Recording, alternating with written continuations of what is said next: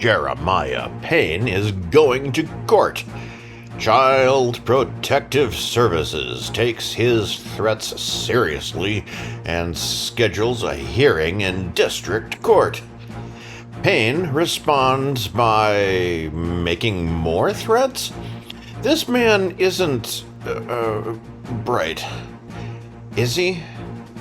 Regan Benson helps a friend get RV out of impound, then goes all mean girls on counterclaims by the defense, plus a motion to dismiss her lawsuit against Englewood, Colorado. Is she the devil incarnate? No one cares as 50 to 70 people show up to the party at SeanPaul Long Island Audit Reyes' arraignment. Will you join the hundreds of others who have thrown $47,000 at him over the past 2 weeks? Plus, Jose Chille DeCastro still can't come through with his board game. Will he ever get his act together?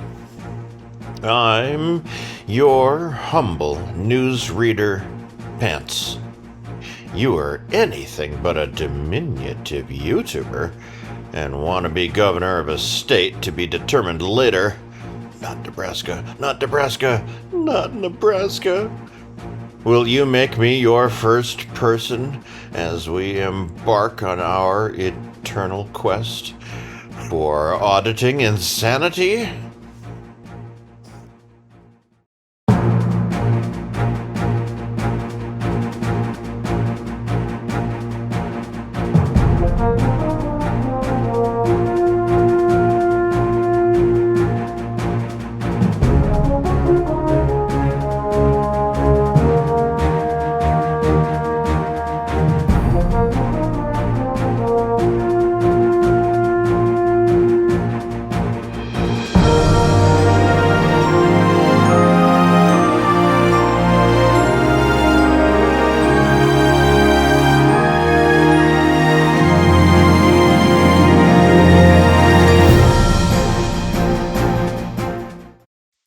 An enraged Jeremiah Payne told supporters in a Thursday livestream that he wanted at least 150 supporters to show up at a scheduled court hearing with Clarksville Child Protective Services to counter apparent efforts by CPS to take his 7-year-old daughter away. Payne had earlier released a video of his wife's phone call with a representative of Clarksville CPS, apparently recorded earlier that day. On that call, the representative told the Paynes that due to Jeremiah Payne's use of social media and YouTube to threaten and attack CPS workers, they no longer felt safe dealing with Jeremiah Payne in his home. Because of this, the workers said that a court date, which Payne redacted from the video, was set for Montgomery County Court for a hearing between CPS and the Paynes to go over their case, rather than the planned walkthrough and interview of Payne's daughter. The text on the video indicated that Jeremiah Payne felt that the court case, which he said was an open investigation of neglect and abuse of his daughter, was in retaliation for his social media and YouTube posts.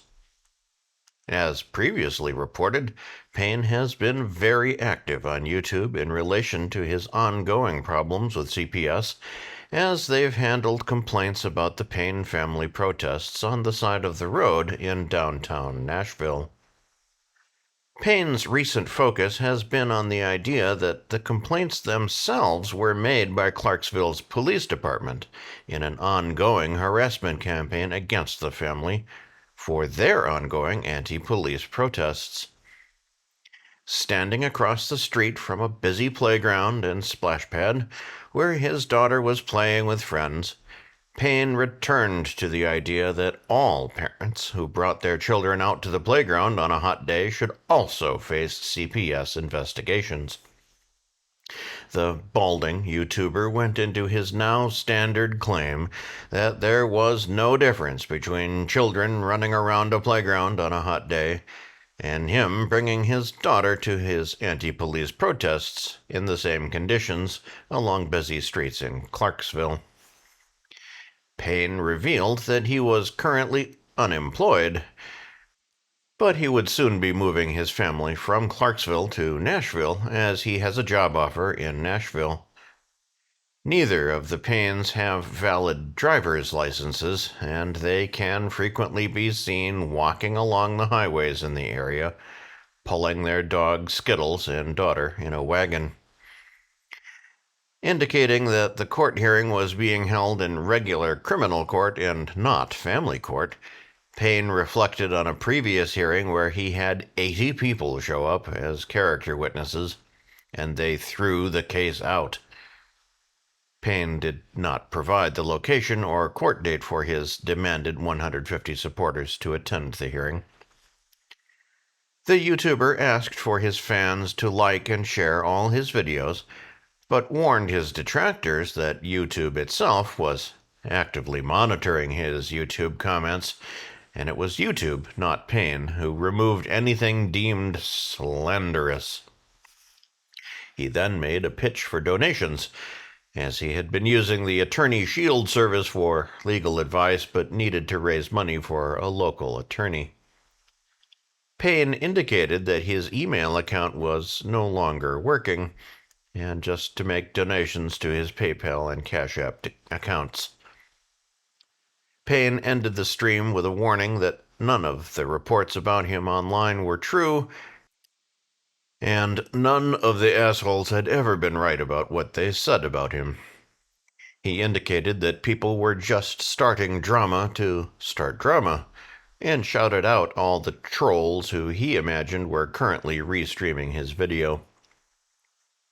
The live stream has been viewed 676 times, and has had 26 likes since Payne went live.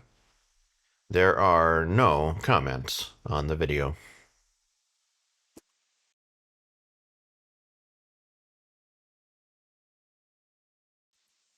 SeanPaul Long Island Audit Reyes went live soon after his arraignment for felony voyeurism, breach of the peace, and trespassing on Friday in New London, Connecticut, after taking time to address a small crowd of his fans who had crowded the courthouse. The arraignment was recorded, which Reyes says he'll make public at a later date, and his crowd topped out at about 30 people as he live-streamed, including popular YouTuber B.J. Corville of That Surprise Witness YouTube channel. Reyes screamed at the camera that Connecticut State Trooper Sergeant Brian Fahey was the real criminal, despite Sergeant Fahey not being charged with any crimes. And Reyes had distributed T-shirts calling for the firing and jailing of the state trooper that he gave out to his fans who assembled outside of the courthouse. The YouTuber shared that New London State's Attorney Paul J. Narducci refused to drop the charges against Reyes and his cameraman, but was exploring the possibility of moving the case to another district, as there was the appearance of a conflict in the case. Reyes would later reveal that the conflict was that Sergeant Fahey worked for the New London Police Department before becoming a state trooper. Hammering home the corruption of the system, Reyes proclaimed himself innocent and marveled at the size of his crowd, which he estimated between 50 to 75 people at peak, with people coming from locations as far as Texas to attend the arraignment. Reyes also promised an investigation of the government of Groton, Connecticut, as the Groton police chief had previously worked with Fahey. He then revealed that he was told that the psycho savage Fahey is being investigated for his actions. The YouTuber was arrested earlier in the month when he ignored private road signs posted on Sergeant Fahey's property and went, along with a cameraman, to confront Fahey at his home. Reyes, who is suing Fahey in civil court over 2 previous encounters while Fahey was on duty, verbally engaged with Fahey when Fahey spat in his face. Police responded to Fahey's 911 call and arrested Reyes and his cameraman for voyeurism, criminal trespass, and breach of the peace, when Reyes insisted that someone be arrested after the confrontation. Reyes's apparent triumphs in the court of public opinion have translated into continued support from his fans for his GoFundMe campaigns this week. Tuesday saw his Stand With Me to Hold Brian Fahey Accountable campaign bring in $214, while his Support the Fight Against Tyranny and Corruption campaign brought in $20 in new donations. Wednesday's take set a new record for individual donations as Reyes's Stand With Me campaign brought in $5,350, with $5,000 of that from a single donation. There were no donations made to his Tyranny and Corruption campaign, but our own ongoing expenses account brought in $100 in new donations. Thursday saw a dip in results, as his Stand With Me campaign brought in $75 in new donations, while his Tyranny and Corruption campaign brought in $40. Friday saw a return to form for his Stand With Me campaign as it brought in $374, and his Tyranny and Corruption campaign brought in $25.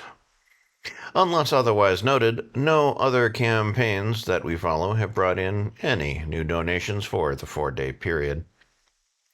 Reyes's Stand With Me to Hold Brian Fahey Accountable has brought in $46,460 as of Friday morning. His Friday horizontally formatted livestream has been viewed over 111,000 times and has received 18,000 likes as of press time.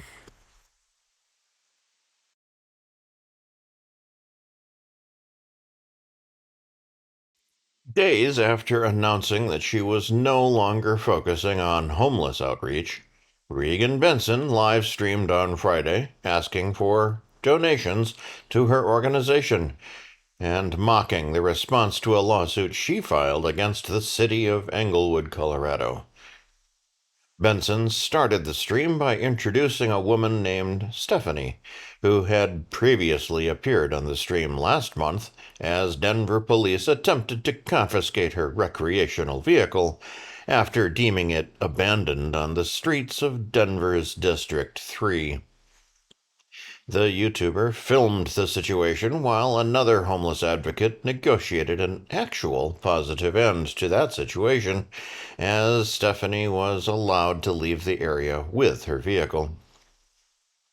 Benson shared news that police tried again this week, as the vehicle had expired plates and tags. According to Benson's account, the Denver police circled the vehicle with 5 police cars, and a tow truck driver was in the process of hooking the vehicle up to his tow truck when police knocked on the door of the vehicle and evicted Stephanie this week. Stephanie did not take the situation lightly, as she followed procedure and asked for a review by Denver's parking magistrate. The magistrate reviewed the seizure and found that Denver's District 3 police acted illegally in seizing the vehicle and ordered it immediately returned to Stephanie. Benson drove Steffi to get the new tags for this vehicle, and updated plates were apparently ordered at the same time. Because funds from Benson's 501c3 organization, the Helping Hands for Dignity Coalition, were used, Benson asked for her fans to make donations to her Venmo or Cash App accounts. The actions came just days after Benson had said she was taking a break from homeless outreach and was unsure of the future of her organization. As Benson sat with Stephanie at the city of Denver's impound yard, awaiting service, Benson began to discuss her ongoing civil lawsuit against longtime nemesis, the city of Englewood, Colorado. Benson took on the expression and tone of a character from the movie Mean Girls as she began to read from the counterclaim made by the defense. She took time to mock defamation claims made in the counterclaim, including her various statements insulting all parties in her lawsuit and indicating on one of her YouTube videos that two librarians were sexually pleasuring members of the Englewood Police Department. The defendants have requested a jury trial for their counterclaims and are seeking economic, punitive, and compensatory damage, plus attorney's fees. Benson called the defense's motion to dismiss her lawsuit a joke and indicated that it had no merit and would be easily dismantled by her attorney. The counterclaim itself takes issue with Benson's allegations and states that police had probable cause to arrest Benson for an incident where she was alleged to have live-streamed herself relentlessly harassing an Allied security guard at the Englewood Public Library.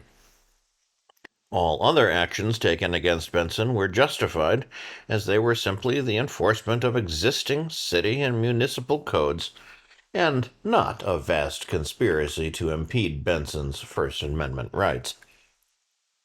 The motion to dismiss also takes issue with Benson accusing Englewood Mayor of not allowing her to speak at a public meeting held on January 5th, 2025, when no such meeting took place. Benson dismissed the motion to dismiss as pathetic, but did not discuss the claims with her 26 live viewers. Eventually, Stephanie received clearance to retrieve her vehicle, and Benson was in the process of driving her to another impound yard to retrieve it when the live stream abruptly ended.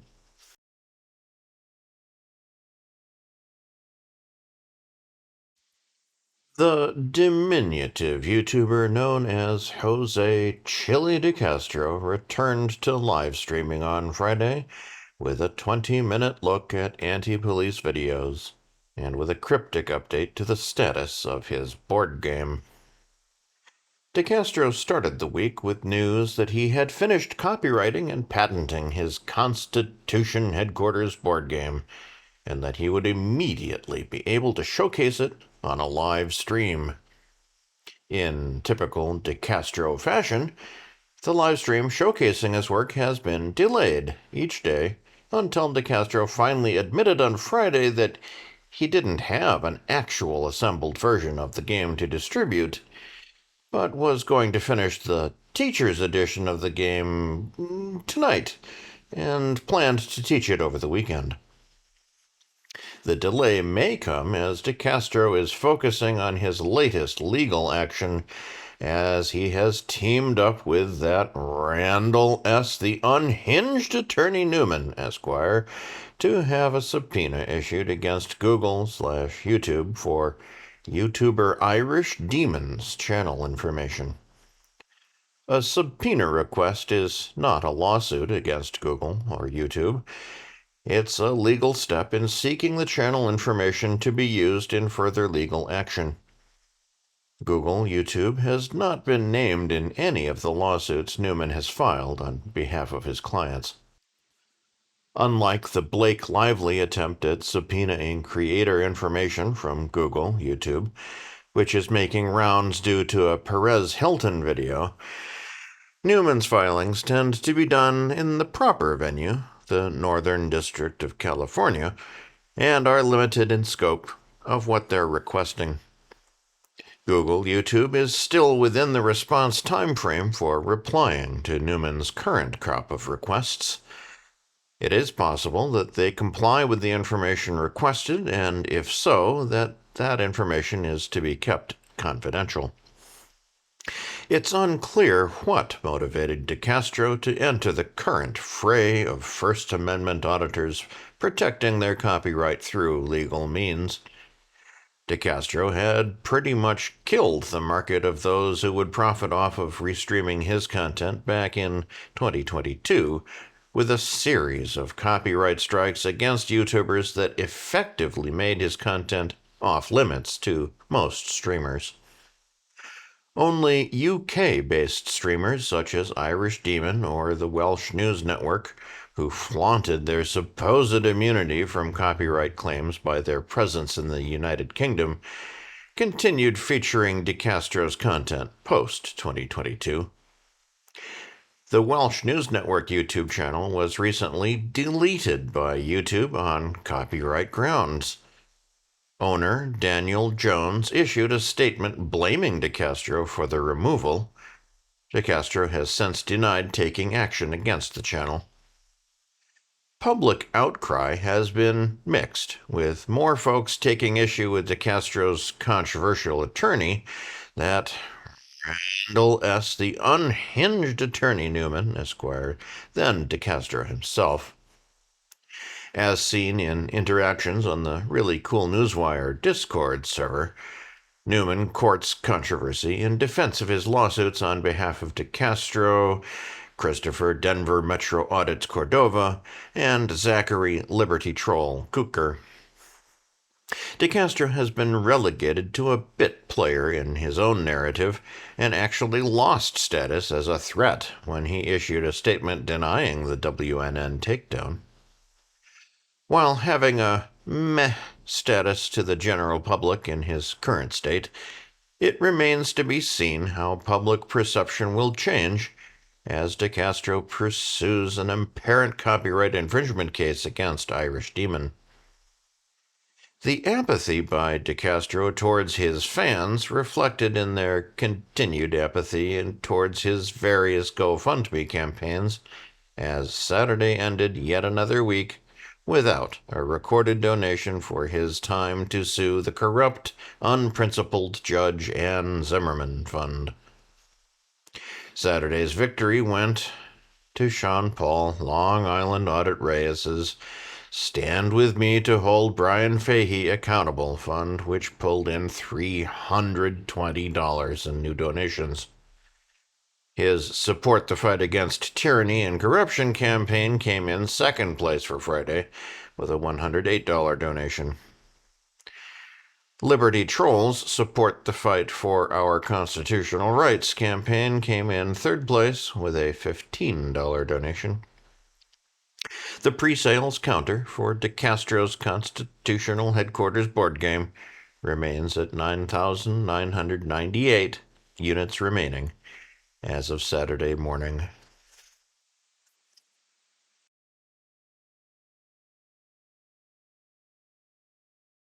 We need your help. Both ReallyCoolSite.org's daily newspaper and our daily newscasts are funded by your continuing donations and what we make from our YouTube AdSense revenue each month. If you'd like to contribute to help us keep the lights on, eating, feeding the cats, defending ourselves from lawsuit threats, and writing news stories to feature on both the newspaper and newscast each day, you can do so via a donation to our PayPal, Cash App, or GoFundMe accounts. If you can't afford to contribute, please watch our videos from beginning to end, like, share, subscribe, and comment. You can help by doing next to nothing, and we thank you in advance for pitching in.